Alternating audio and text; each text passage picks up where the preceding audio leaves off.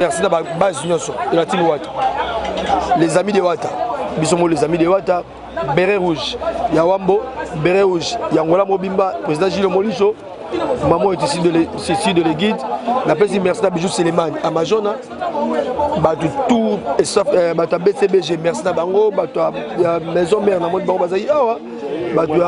Des pics. Ferrego. Il y a Ibrator. En tout cas.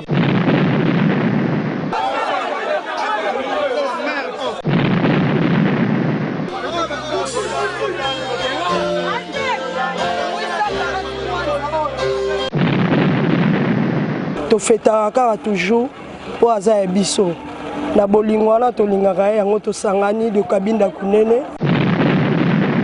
batala kaka organisation ezali les amis de Wata na le Béret rouge yangola Mobimba donc département Wambu yaki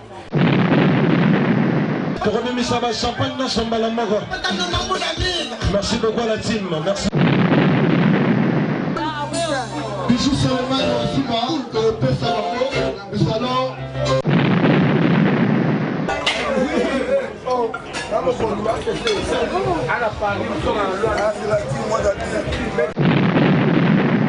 à partir de l'Oboye Bakri, à table au réunion partout et que vous bossez la fête na bino tout beau se retrouver na bino à l'aise na Kiboko le club. Fête ça penda à gogo donc moutinho ça dans l'ambiance vraiment ndenge alingi vomezala. On a vu que le lézard au béba talangola ndenge ningani.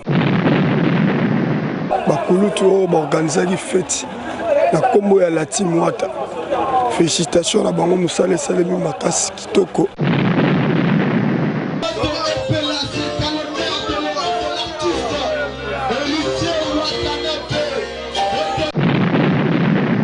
Ezala idéologie à la team Wata. Pour ezala penza te pour mon premier leader azate na mboka ba fêter.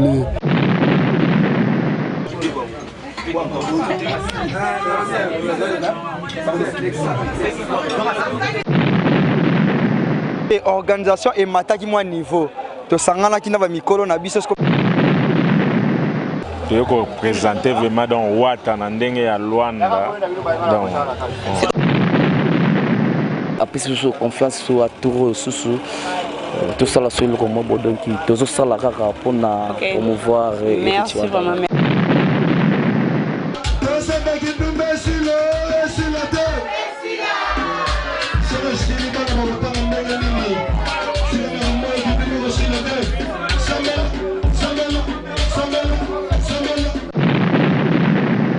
On tombe dans ce 6h40 donc mais la boîte est donc qui beaucoup là tomber là. Délégation ya comité et ya ki Luanda ko fêter anniversaire ya mokonzi na biso Richie Watana Begogan Motona Tembe.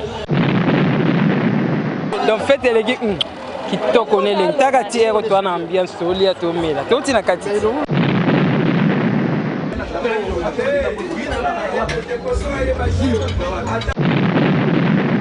Ya makambo ya Richie Watanabe anniversaire na ye oti pena wambo to ye pena potopesa ka makambo ndenge zalaka. Napesi merci na famille Bondongo, napesi merci na Yabitu, abotola biso Richie mobale kitoko, aimba musique intelligent.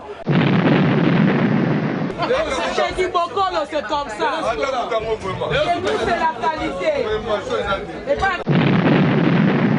qualité. 5 heures Tozawa pour nous savourer naissance ya Mokondi héritier Watanabe.